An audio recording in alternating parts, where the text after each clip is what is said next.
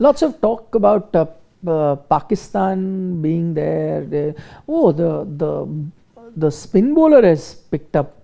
Usman Tariq. Usman Tariq. 23 T20Is, he's gone with a wicket. It's not that he's gone wicketless in any of them. But what is the whole fuss about his action? So? No, I mean, I know what it is. But what is your opinion? I think it's a mountain out of a molehill. Okay? The ICC have cleared him. Not once, but twice. I know that there is a lot of thing, he's a clear check because the flex is there. The faster delivery and the normal delivery, there seems to be a flex. Yeah. But ordinary, if that flex happens, if it is within the 15-degree rule, should be fine, right? Should be fine. Now people, if it's not a flex, it's the pause. He's pausing for 2 seconds. I checked. In every footage I checked, it was a 2-second pause. Nowhere in the playing manual, in the ICC rules, in the MCC rules, is there a timer that yes, you have to bowl without a pause or with a pause of 3-4 seconds. Nowhere. I have a question on that because you said there's no timer, but I remember when Ravichandran Ashwin did that mankad run out of Joss Butler. Non-striker run out, call it whatever. That time the MCC said that the pause was much longer than it should have been. Yeah. So there is a clause for a pause, right? No. The clause for a pause comes under Article 41.2. Is it unfair play? That is what it governs. So that's what I want to know. Yeah. Is it unfair play when he pauses? No. Because who will determine whether it's an unfair play or not? The umpires. For now, you tell me. No, it isn't. Because we've had several bowlers who have paused. It's not just Ashwin. Even Mohammad Hafiz used to pause and bowl. Yeah. Then but this is the first time you're seeing somebody have a very pronounced pause in every delivery. 2 seconds, every delivery, there's a pronounced pause. So what happened? One shot, he hit a 6. Okay, number 1. The other ball, faster, with the same pause, but he got a wicket. Now, Usman Tariq, 2 issues. Is it the flex? Is it the pause? Make up your mind, please.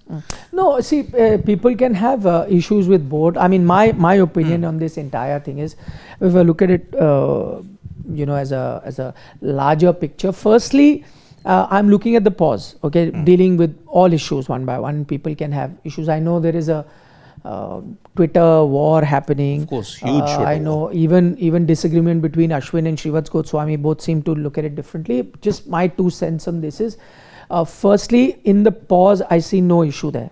Because as you pointed out, Hafiz used to have it, Ashwin used to have it, but the OG of this pause was Saqlain Mushtaq. He started it. That pause was something that he started, and by the way, he used it as a variation. I see no issue with that. It's also not about batter versus bowler, because I know the argument is being made, batters get so many things to do if bowlers cannot. I think if a bowler is using it within the rules, which he is, and most bowlers use it as a variation. So you are going to be in a rhythm, because batter sometimes dances down the wicket, right? Because he gets used to your action in a way, dances down the wicket and times his shot better.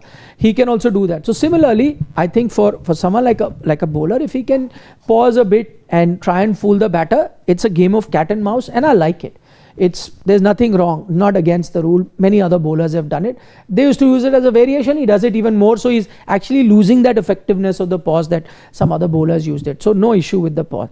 Secondly, in terms of his flag, I think, it isn't as much as we've seen bowlers in the past who were deemed legal and they used to do and be able to bowl. So I thought it's within the realm. And third, and the most important point is why are we even bothered about it? I remember as a young kid when I used to play, in age group cricket, this happens a lot. As soon as you see someone chucking, you start fighting, chucking, he's chucking, you tell the umpire. And this one time it happened in our match as well. And, my coach said a very interesting thing. I'll still remember, I don't forget. He said, what is your problem? Could you see the ball that he delivered? I said, yeah. Could you play the ball that I said, yeah. So why are you crying about the chucking or not? It's not your business, right? Let the umpire decide. Was he unplayable? Not at all. At the same thing I see for him. He's a good bowler, whatever, but he's not unplayable. Indian team has faced much better bowlers than him. Don't make a big deal about him and hand over the psychological pressure to Pakistan, because this is what a lot of teams would do, no, sometime to try and, like Shane Warne would say, I've developed some 10 deliveries where he had not developed even any. Credit to Ashwin, he did the same thing to others. I have delivered this delivery, nothing, because you would play mind games. Now this thing about, you know, whether he's chucking or not and Indian fans getting worried, I'm saying don't. He's no great shake. He's not won T20 matches single-handedly. He's not shown us that he's a Rashid Khan at his peak, or he's a Noor, or he was what Mendes used.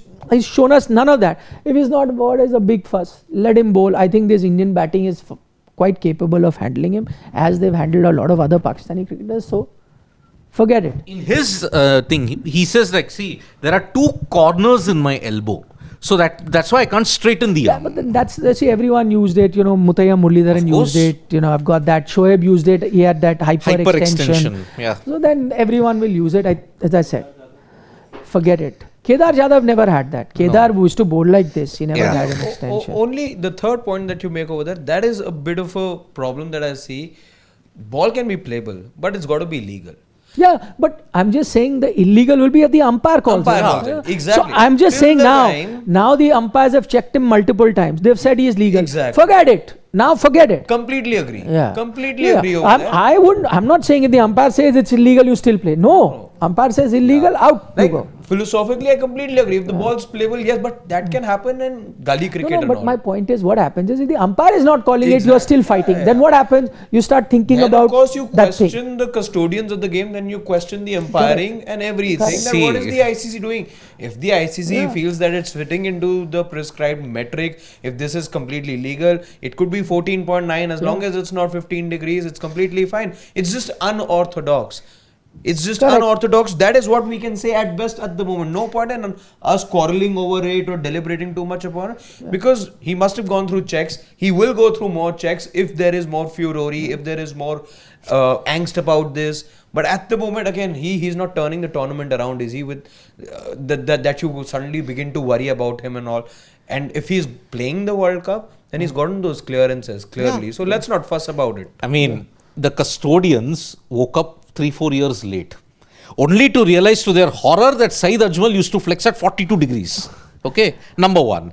Number 2, then they ushered in a purge. Sunil Narayan can't bowl. Shane Shillingford can't bowl. Kane Williamson can't bowl. So there was a purge for a year of off spinners. And that's how the Dusra went out.